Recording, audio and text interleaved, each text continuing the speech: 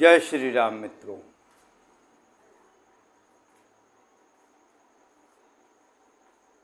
मैं आपके अपने चैनल गुरु कलश में आपका हार्दिक स्वागत करता हूं। मित्रों, अभी तक चैनल को सब्सक्राइब नहीं किया है तो तुरंत करें, नोटिफिकेशन बेल को ऑल पर सेट करें, जिससे हमारे आने वाले नए वीडियो शीघ्र अतिशीघ्र आप तक पहुंच सकें। मित्रों, हमारी काल पुरुष की कुंडली में नक्षत्रों के ऊपर एक पिछला कार्यक्रम हुआ था। हमारा आज का कार्यक्रम, हमारा आज के अंक राहु की और केतु की चर्चा का है। मित्रों,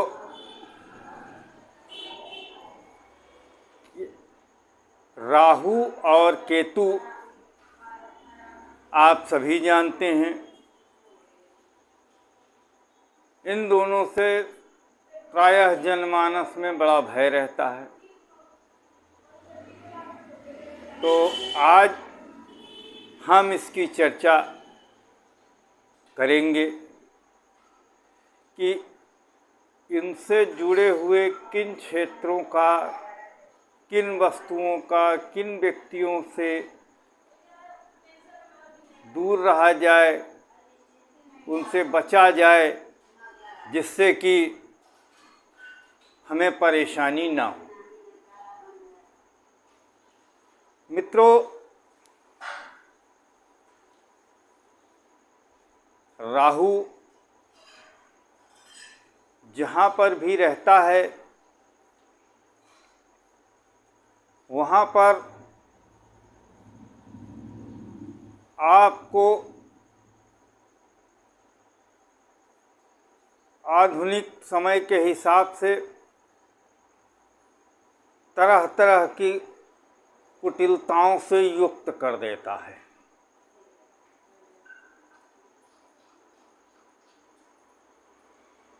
और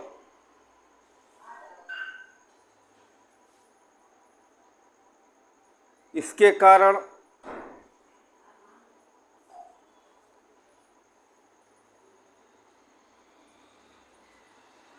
जिस भी ग्रह के साथ होगा उसके संबंध में आपको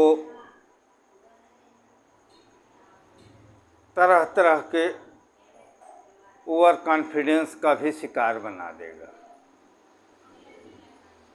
भ्रम का।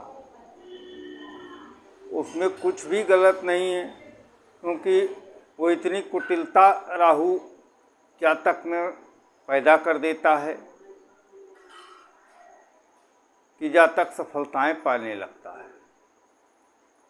मित्रों, आज मैं आपको इसी चर्चा के क्रम में बहुत छोटा सा किंतु वो बहुत महत्वपूर्ण सूत्र बताने जा रहा हूं।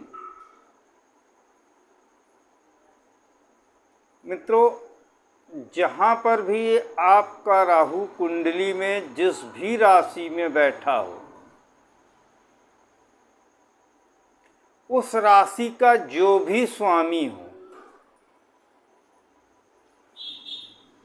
ध्यान से समझिएगा मित्रों, सूत्र बहुत महत्वपूर्ण है, बड़े काम का है। राहु आपकी कुंडली में जिस भी राशि में बैठा हो, उस राशि का स्वामी जिस राशि में नीच का होता है, उससे संबंधित वस्तुओं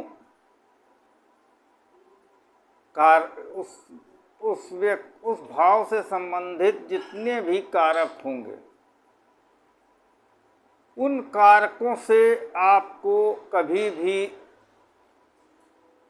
कोई वाद विवाद नहीं करना चाहिए।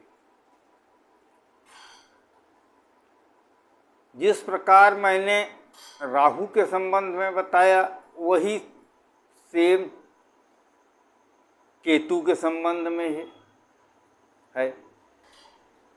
अब इसको चलिए एक उदाहरण से समझ लेते हैं।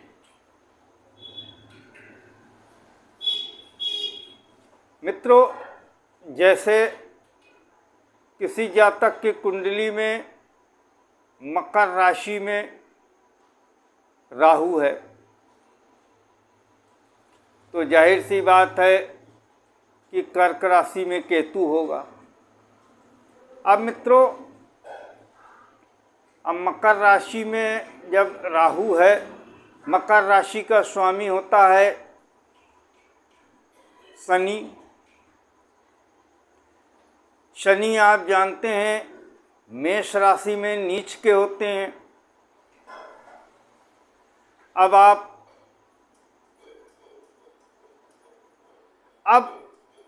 अगर ये जातक तुला लगन का है तो इस जातक को पत्नी से, बिजनेस पार्टनर से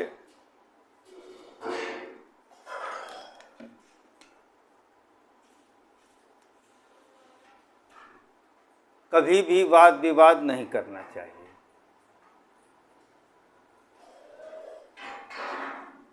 और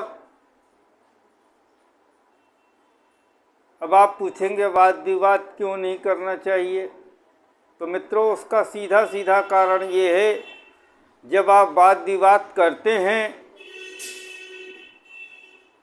तो जाने अनजाने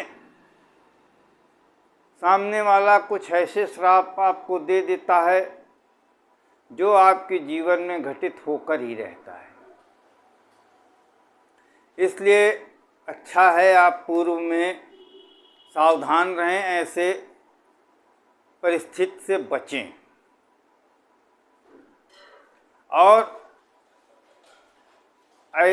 ये बात याद रखिएगा, इनसे आपको, ऐसे ही लोगों से आपको पीड़ा भी होगी, या आपको पीड़ित भी करेंगे। समय परिस्थितियां आपको प्रेरित करेंगी कि आप ऐसी जगह पहुँचें।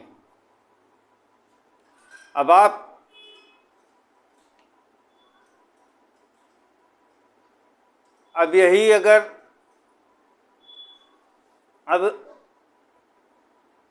अब दूसरी स्थिति हम चर्चा कर लेते हैं केतु की। इसी में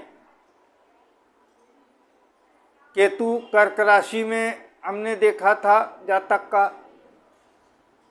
अब वो केतु कर्क राशि में है, कर्क का स्वामी चंद्रमा होते हैं। आप जानते हैं चंद्रमा वृश्चिक राशि में होते हैं नीच के। अब तुला लगन की कुंडली में वृश्चिक राशि दूसरे भाव में आएगी। अतः जातक को आप कह सकते हैं कि इसको अपने परिवार वालों के साथ वाद विवाद में कभी भी नहीं पड़ना चाहिए।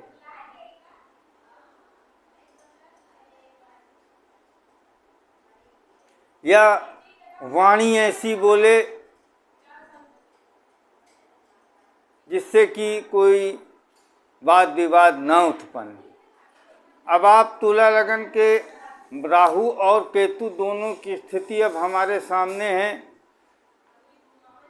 राहु मेष राशि में नीच के होते हैं और केतु वृश्चिक राशि में नीच के होते हैं। तो मित्रों, अगर इन दोनों को आप एक साथ देखेंगे तब आपको परिणाम और भी स्पष्ट होगा। वाणी अपनी पत्नी से ऐसी बोले जिससे कोई वाद विवाद ना हो। परिवार वालों के साथ कोई वाद विवाद ना करें।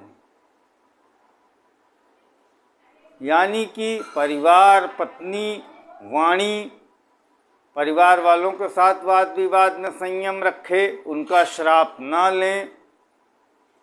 वाणी मीठी बोलें, पत्नी के साथ वाद विवाद ना करें, उससे बचें।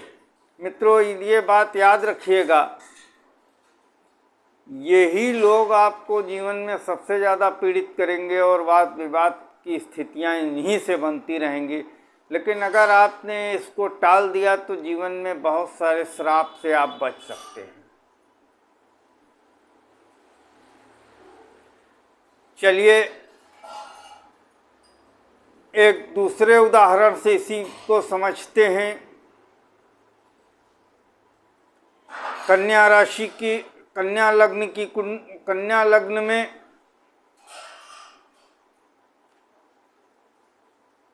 लग्न में ही राहु, और जब लग्न में राहु होगा तो सप्तम में केतु होगा। मित्रों,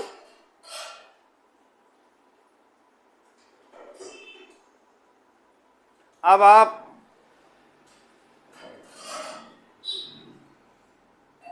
इसके पहले राहु के विषय में देखते हैं।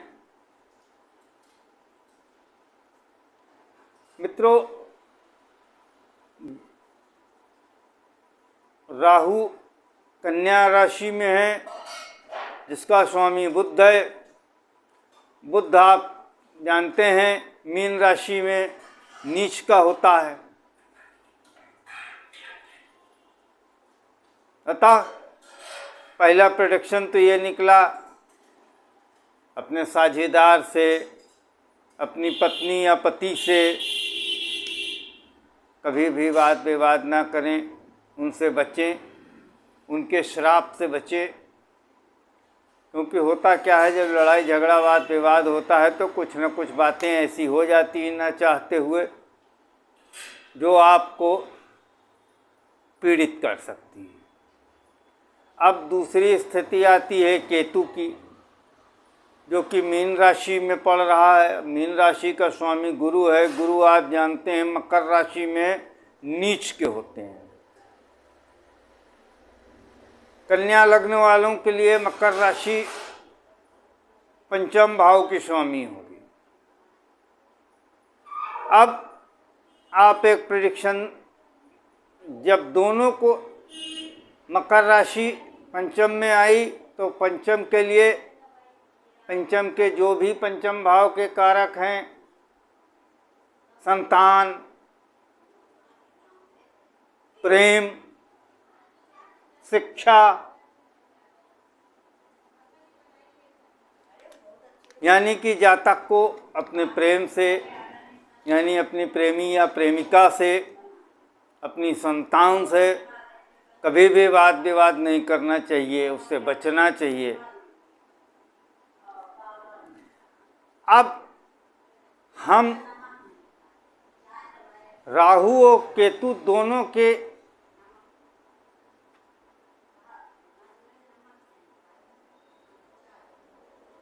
स्थितियों को, प्रेडिक्शन को एक साथ देखें तो यहाँ क्या निकला। कन्या राशि का स्वामी बुध है, जिसमें राहु बैठा हुआ है। बुध मीन राशि में नीच के होते हैं। मीन सप्तम भाव में आया, मीन राशि, यानी पत्नी या पति साझेदार से वाद विवाद ना करें।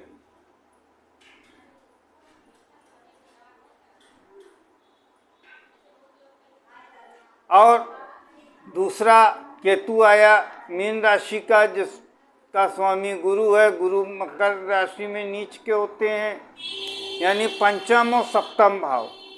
यहाँ आप एक प्रेडिक्शन और दे सकते हैं कि अपनी शिक्षा के अहंकार में अपने पति से, पत्नी से, साझेदार से कभी भी वाद विवाद ना करें। कारक के हिसाब से जितने भी मूलभूत कारक हैं, उनकी जैसे आपको जानकारी होगी, आप इस एक जानकारी से ढेर सारी प्रेडिक्शन निकाल सकते हैं। मित्रों, वैदिक ज्योतिष हमारे पूर्वजों का ज्ञान है, और इसमें कोई भी चीज़ ऐसी नहीं है जो कि मैंने व्यक्तिगत रूप से खोजा हो या मैंने कुछ अलग किया हो। बस इतना हो सकता है कि जो ज्ञान मैं आपके पास लाया, मेरे पास कहीं से आया, मैंने आपको पहुंचाया, और जिस प्रकार ये मैं आपको पहुंचा रहा हूं, मेरा आग्रह है आप भी इस वैदिक जानकारी को औरों तक पहुंचाएं, जिससे कि ढेर नए नए विचार नए नए लोगों तक पहुंच सके। मित्रों, इसी को ये मैंने केवल तुला लग्न के चतुर्थ भाव और दसम भाव में राहु, चतुर्थ में राहु और दसम में केतु होने पर एक प्रेडिक्शन किया। दूसरा उदाहरण मैंने लिया कन्या राशि में लग्न और सप्तम भाव का। लग्न कोई भी हो, राशि कोई भी हो, आपको केवल इतना ध्यान रखना है, जिस लग्न में या जिस भी राशि में राहु विराजमान है, उसका स्वामी कहाँ नीच का होता है, बस उस भाव का ध्यान रखें आप। उससे संबंधित जो भी कारक हैं, उनसे कभी भी वाद विवाद, लड़ाई झगड़े की स्थिति ना उत्पन्न हो। इसी प्रकार केतु का है। केतु जहाँ बैठा है, वो उसका जो भी राशि स्वामी है, वो जहाँ पर भी नीच का है, वो जिस भी भाव में आता है, उससे संबंधित कारकों को ध्यान में रखें और उनसे कोई भी वाद विवाद कभी भी किसी भी स्थिति में न उत्पन्न हो। मित्रों, इसमें चर्चा बहुत लंबी हो सकती है, लेकिन वीडियो लंबा हो रहा है आज, इसलिए वीडियो को यहीं समाप्त करूंगा। जय श्री राम मित्रों।